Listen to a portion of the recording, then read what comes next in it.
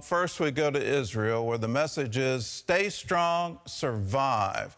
That's the message the parents of an American hostage are sending their son after Hamas released a video showing him alive. As his parents plead for the release of all the hostages held by Hamas, anti-Israel protests continue to spread on U.S. college campuses.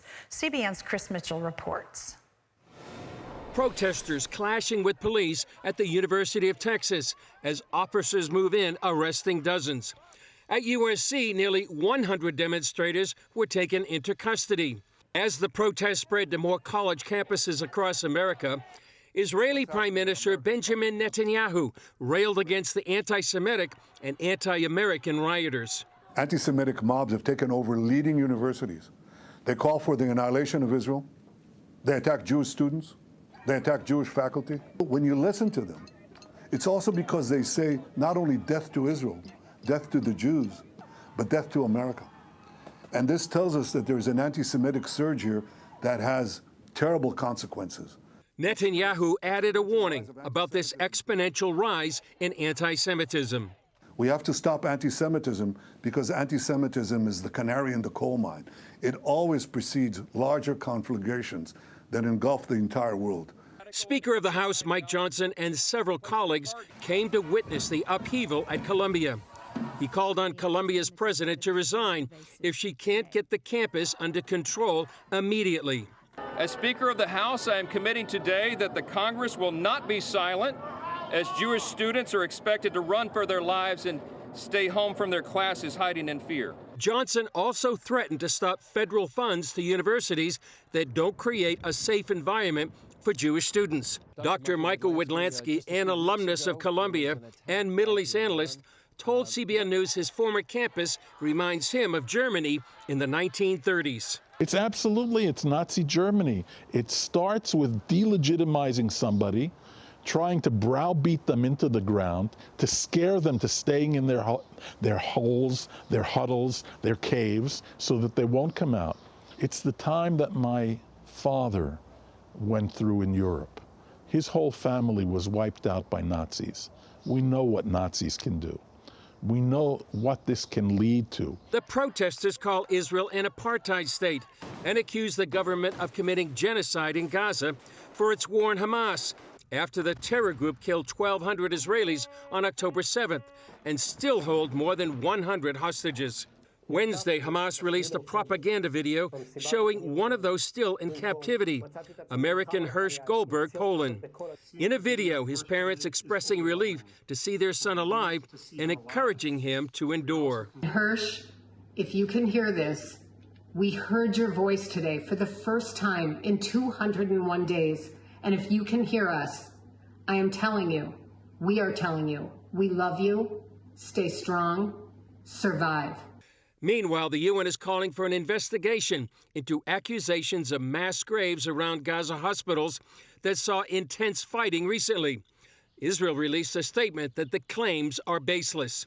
Hamas has also proposed a 5-year ceasefire if a two-state solution is implemented. But Israel steadfastly rejects the idea of a Palestinian state. Chris Mitchell, CBN News, Jerusalem. Well, I've said it before, and I just think I need to say it again. When you accuse Israel of being an apartheid state, of trying to commit genocide in Gaza, you have turned the truth onto its head. The only country in the Middle East where Christians are growing is Israel. The population of Christians in Israel is growing. The only place where it's safe to be Druze. You can be Muslim and walk the streets of Tel Aviv in perfect safety. Now, contrast that with Gaza before October 7th. If you were Jewish, you would be killed. If you're Jewish and you go to Ramallah, there's signs right outside the city that the IDF says, don't go here because we can't guarantee your safety. Go back to 1948 when Israel declared its independence.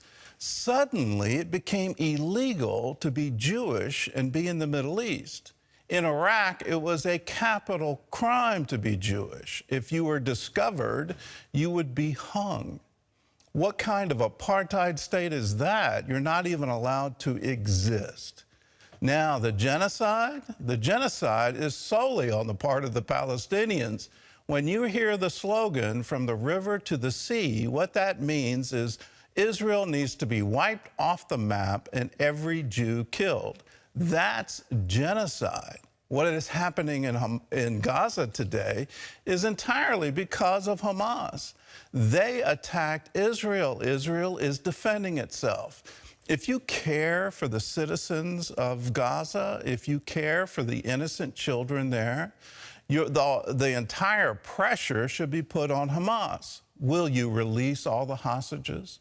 Will you unconditionally surrender and lay down your arms? Will you allow peace to govern Gaza instead of this radical Muslim ideology that calls for the extermination of Jews? That's the reality, that's the truth, and that's what should be protested. And here in America, have we forgotten? There are American hostages in these tunnels. Let us please bring our people home. Everything should be dedicated to that. Instead, we have the UN launching useless investigations accusing Israel of war crimes.